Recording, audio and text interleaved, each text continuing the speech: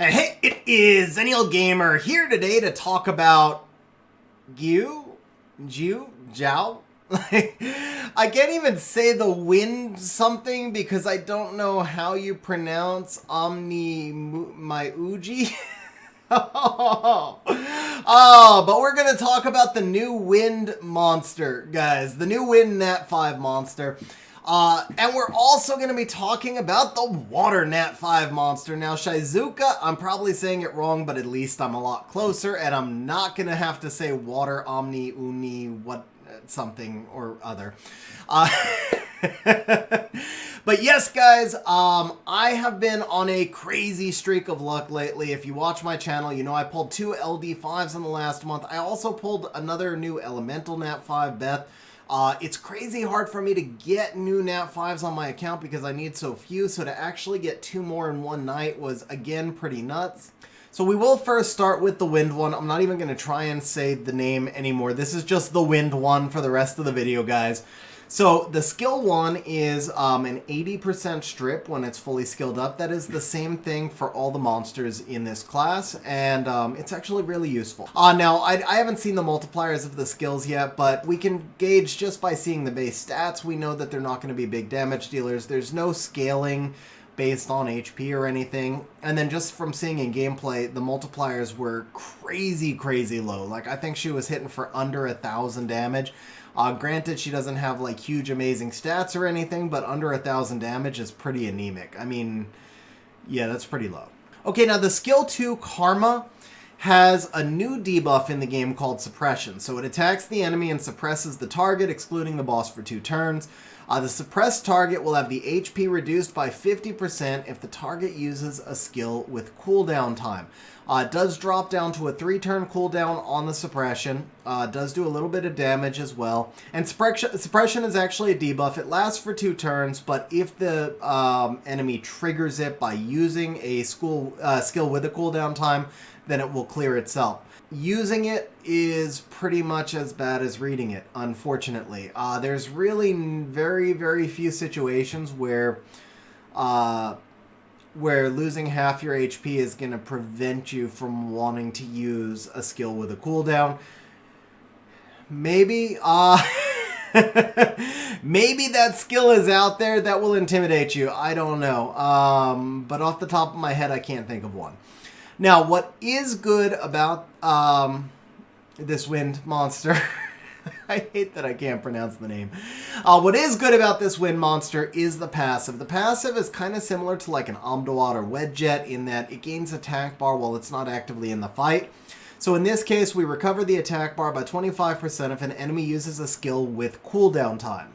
Now, this is a little bit less attack bar than Amdawat gains, but you do have a second part of the passive, which is that the cooldown time of the skill 2, Karma, will reset if the suppress effect granted on the enemy gets activated. So you could basically have almost unlimited turn cycling of the skill 2, which would be amazing if the skill 2 wasn't so bad. And I'm sorry, like, it sounds so bad, guys, but the thing is, I feel like this is a guaranteed must buff and must buff soon. It's just amazing how short this monster fell. So I do feel like Com2uS is going to have to buff it, and I will tell you what, if Com2uS does buff the skill 2 into something usable, then the passive would actually be pretty amazing for purposes of turn cycling. Now, we do also have a leader skill right here, 41% of resistance, which is pretty cool.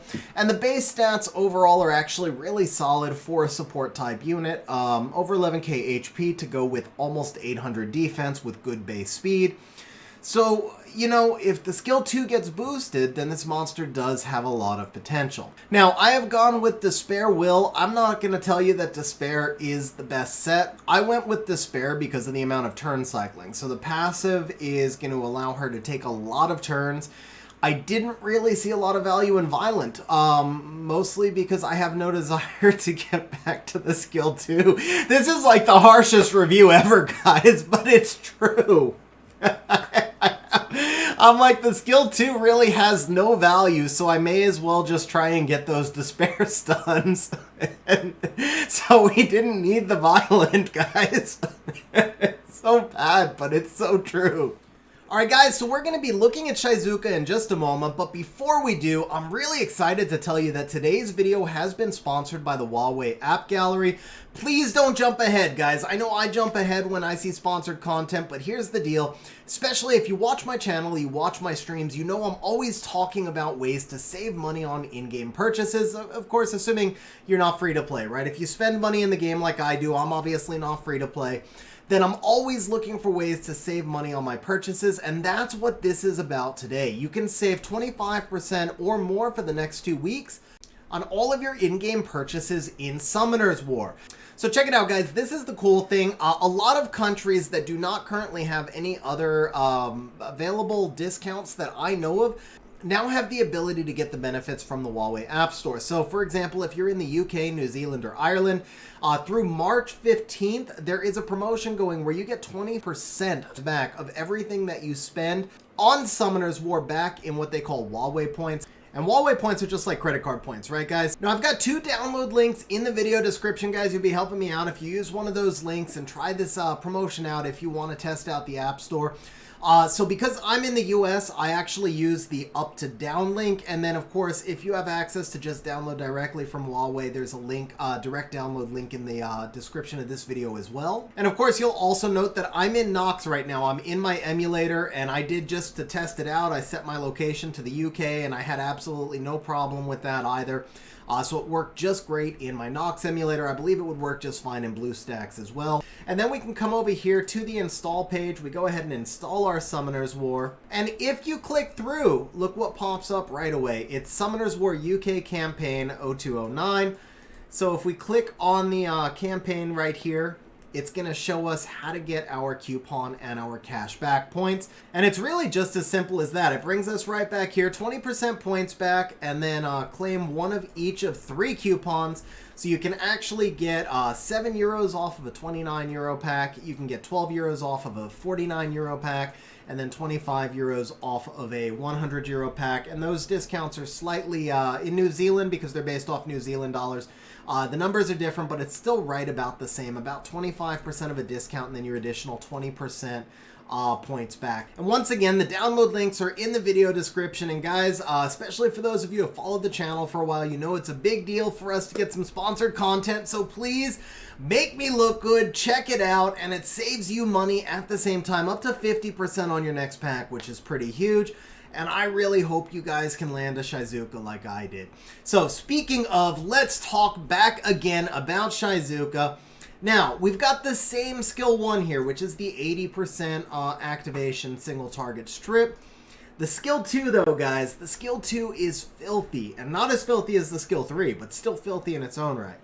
So, summons the soul of a dead ally and uses the target skill once. Now, I'll show you guys how this works. It's really cool. The ally comes back. It's just like a ghost, and you can use whichever skill you want.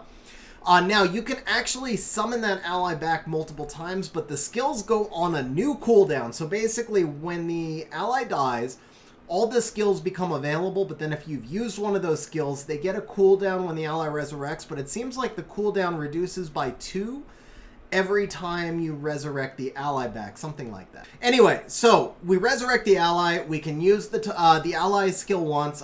We've done some testing with like revives and stuff. It looks like you can use a reviver to revive another ally, but not to revive themselves, so it's not completely broken, because that would be pretty sick. But anyway, when used on a living ally, so if you don't have any dead allies, you can also grant soul protection. Skill 3 is so much fun, guys. It's so cool. So, applies all harmful effects granted throughout the entire battle on either side of the battlefield to every enemy for 1 turn each, and then applies all beneficial effects applied throughout the entire battle to either side to your team for 1 turn each. This one time at band camp? Finish him! It is sick, guys. Not only is the skill sick, the animation is like one of the coolest animations in the game. Straight up, the animation is just amazing. So, what we're going to do first is I am actually going to show you a replay in RTA where I was successful in using her. Keep in mind, I'm mostly not skilled up, and I'm not correctly runed either.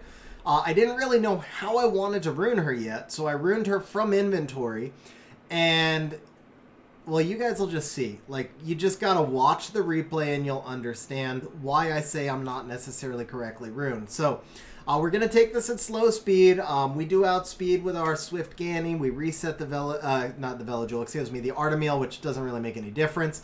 Now, both my Shizuka and my Pontos are max resistance. I was honestly kind of surprised here that the Oki reset the Pontos, but brand new monster, first night. You could understand where Nadals made this mistake. I suspect that the next time Nadals will reset the Shizuka. But so, we dropped bombs and stuns on the entire enemy. We just took the Gianna bomb and dropped it out on the entire enemy team along with the bombs and with the stuns. We managed to get the immunity back up on our Ganny so that he was not stunned, guys. So OP. Now you can see the damage that's being done from these bombs is a joke. And that's why I said I'm not completely ruined, because it's kind of like when Oki passes a bomb back to you, it doesn't have the original attack power, it has your attack power. And we can take a look at what my actual build is on her right now. In RTA, it's plus 457 attack. So those bombs were just like terrible, terrible. And because I see her as such an amazing Gianna counter, she probably does need to have some attack put into her subs. Just because of the ability to like bomb the entire enemy team. It would work the same off Ciara, Dover, anything like that. But in the meantime, she did absolutely just stun lock the entire team. It was so filthy. I watched that, like when that fight happened. When the first round of bombs came off, I was just like, oh crap, she did like 0 freaking damage. And then when I saw the entire team just stun lock, it was like one of the most fun moments I've had in Summoners War. Just for me, probably not as much for Nadals. I don't think it was very fun for Nadals, but it was just so filthy, guys. It was just so filthy. Like, so kind of unexpected. Alright, so we are going to try both of our new toys in one comp. We're going to be taking advantage of the resistance lead and then hopefully maybe some despair stuns. So we've got 2 monsters on despair. As long as we can get even 1 stun, then the skill 3 from our Shizuka is going to bring out the AoE stun on the enemy side. I think there may also be some despair. There's also obviously the sleep from the Light Monkey, as well as an AoE slow. We've got defense breaks from the Gemini, and then of course we've got the slows and the dots from Rika, which should give us a really nice opportunity to kill this Miho as well. Now, one of the things that we noticed with the Shizuka in testing is that even if you have a Rika who applies 3 dots, Shizuka only applies 1 additional dot for 1 turn. So she's not necessarily the greatest monster to use with continuous damage, but there you go, guys. Started off with a stun, which is perfect. Now, we're going to drop the continuous damage with the Rika. We've basically landed everything. We're going to go ahead and suppress this Miho. So the Miho right there, skilled. Wow, guys! Wow, I talk so much shit about her. And she killed the Miho. Oh, I talked so much shit about her at the start of the video. And look at what she did to the Miho. I don't even get to demo my Shizuka. It's all about the Giou right there. All right, well, rest in peace, Miho, and let's see if we can turn cycle a little bit more. So the way we're gonna do this now, we give ourselves soul protection. We watch the Miho die. We'll go ahead and get our stuns out over here. Let's go ahead and suppress this. Whoa, what the? Wow, the crit animation is cool, actually, guys. The crit animation is actually cool. Here we go, guys. So, baddest ass animation in the game. And, of course, we don't get the crit animation on our Shizuka, skill 3. But there you go. We landed the stun.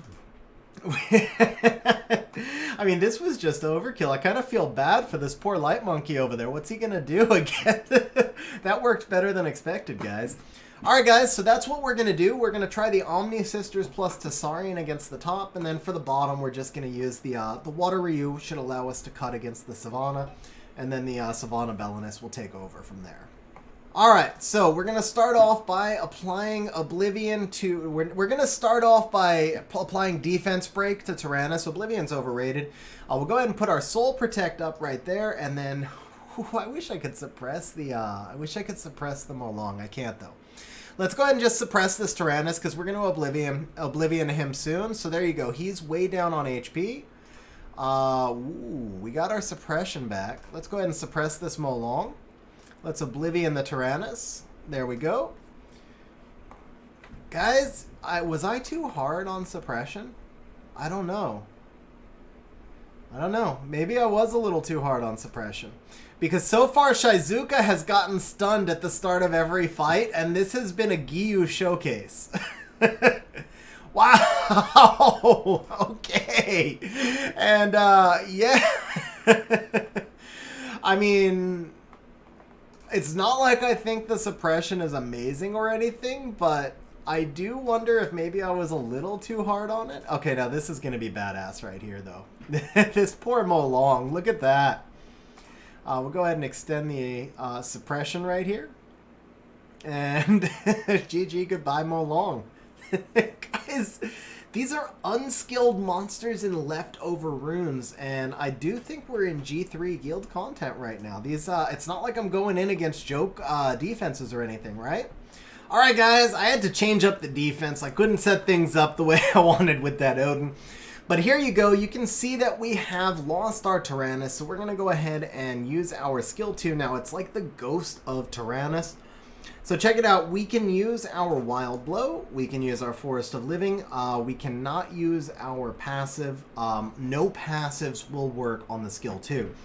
Now, I can use Forest of Living on myself, but because I'm a ghost, I would lose the soul protection and disappear. So if I were to go ahead and use the Forest of Living on my wind one, and then we do get the soul protection.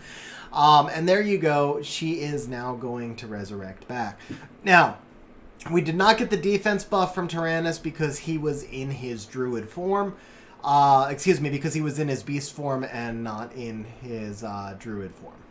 Alright guys, so that is it for the Omni Playdate. Now, despite the fact that the Wind one actually did suppression kill that Miho, I mean, that was more of a fluke. I do think the Wind one is going to need a buff. But I think she's got some cool potential. With the right buff, the fact that she turn cycles the way she does could make her really interesting. I mean, great base stats. So she just needs to do more with her skill 2 is all. Now, the water one is really cool, guys. She is a lot of fun. Obviously, she is going to be a little bit more situational. You've got to bring her into a fight where there's going to be a lot of debuffs going on, or her skill 3 doesn't, or I guess a lot of buffs. But because the skill 3, everything is only 1 turn, and it's going to be a 5-turn cooldown, even once fully skilled up. Yeah, 5-turn cooldown once fully skilled up. And it's a 1-turn duration on all the buffs and debuffs. So that 1 turn can absolutely change a game, especially if you're running her with like a Gani or a Jemire for the resets. At the same time, you want to make sure you bring her into a fight where there's going to be enough buffs and debuffs to make it worth having brought her, since she really doesn't do any damage herself. Now, the skill 2, the past life aspect of this is amazing. The soul protection is only amazing in that you can use all things in nature to put soul protection on all your monsters. But, I mean, realistically, if all you're getting is soul protection off of the skill 2, because it doesn't do any damage or anything else, then you're not going to maximize your value that much. So where the amazing aspect of past life is basically when you can resurrect a monster. So if you don't have a monster who's dead, it has more limited application. Skill 1, again, the strip is absolutely amazing, but not 100% activation rate. So I don't want you to take any of this stuff as bad. I think Shizuka is probably an S or SS tier monster. It's way too early to really judge exactly where she'll fall. I think she is amazing. The point that I'm making, though, is that she has a very specific kit that you're going to want to make sure you bring into a comp that you've put some thought process into. She's not like a universal plug-and-play monster, but when you put her in the right comps, she is going to be a lot of fun, guys, and she is going to be really, really strong. As far as runes go, I do think Violent is almost mandatory on her. The reason for that is because of the Soul Protect right here. So imagine putting Soul Protection on an ally, and then proccing into skill 3 where it just becomes AoE soul protection, or conversely, imagine doing a skill 1 strip, proccing into skill 3, all things of nature. Just so many good things can happen. And because you cannot use all things in nature if the enemy has immunity up, there's not much value in running her in Swift. So I wouldn't put her in Despair, I wouldn't put her in Swift, I wouldn't put her in Fatal Rage, etc. So it's just kind of like Violent is mandatory. A distant second might be Shield Will X. As far as the win one goes, I do like the Despair build, even though I don't think she stunned a single thing in our brief testing on this video. I do think the Despair build makes the most sense for her, just because I don't think there's all that much value, honestly, in proccing through to get back to Karma. At least not yet. If and when Karma gets buffed and Suppression does a little bit more, then I think that Violent may be a viable build for her. But for right now, I would go on a Despair build, get her 59 res, and take advantage of that 41 res leader skill. But realistically, guys, I mean, she could be a cool toy, especially against Mihos. That worked really nicely. But for the most part, she's probably going to be a monster that we're going to keep chilling in storage, waiting for her to get buffed. Anyway, on that note, guys, as always, I appreciate you watching. I really hope you enjoyed the video, and we'll see you next time. Hey guys, if you're still with me to this point, then that means that you probably liked the video, found it entertaining, or even better, both. So please smash the like button, hit the subscribe button, and leave a comment down below, because those things help the channel grow, and more importantly, they show me that the video is useful, and that's the whole reason I do this in the first place.